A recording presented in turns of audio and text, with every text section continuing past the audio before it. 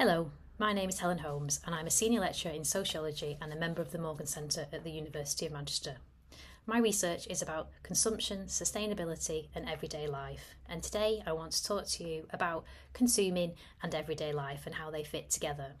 So this is thinking about our shopping habits, the things we buy and use, and how we can explore those sociologically.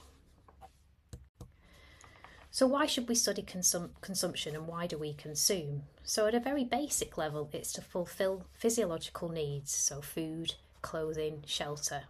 But we also consume to reflect our belonging and our identity to others, and also to reflect wealth and status. So if you think about the car that someone drives or the house that they live in, they're very much about status symbols. And finally, we consume to show care for others, and we'll be thinking a little bit more about that in this short video.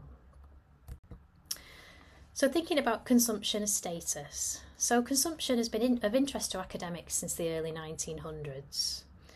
Early thinkers started to consider its increasing significance as people started to buy more and more goods. So in the 1950s, we see mass production, post-war era, which means that consumption began occurring on a much bigger, in fact unprecedented scale, as more goods became available at more affordable prices, particularly in high-income countries in the global majority. So scholars began to take an interest in how consumption was used as a source of status, belonging and identity. And a famous academic called Thorstein Veblen coined the term conspicuous consumption to make this point. So this is about consumption which is very obvious and all about display. So in other words, the idea you are what you buy.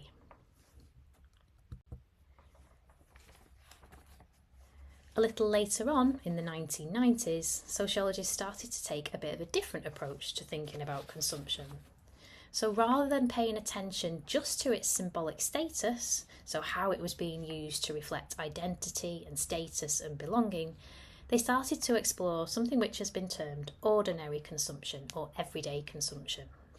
And the term ordinary consumption was put forward by Giucagrano and Alan Ward in their book of the same name.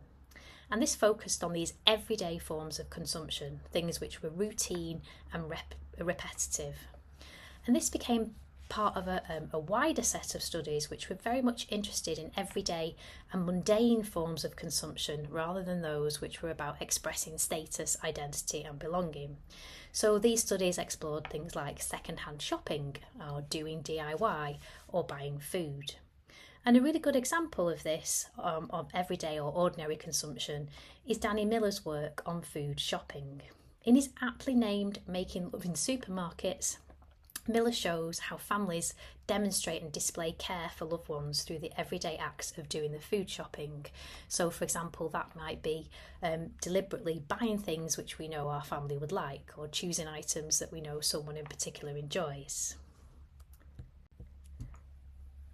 And then moving on, what we see and what we've seen more recently is this focus on everyday and ordinary forms of consumption has led to academics to think about not just what and how we consume, but also how we dispose of things.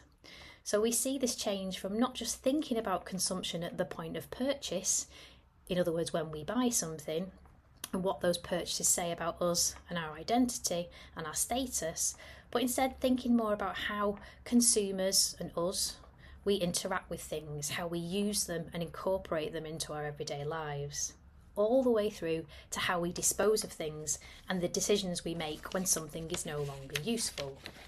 So maybe something is worn out, maybe it doesn't fit anymore, maybe we don't like it, or maybe it's out of fashion. So our disposal practices tell us a lot about everyday life and our habits and routines.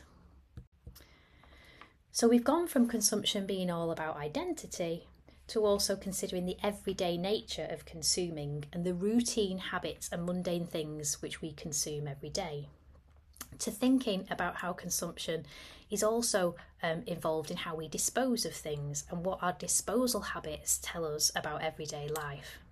So I've added in a few useful references here should you be interested in learning more about consumption and everyday life.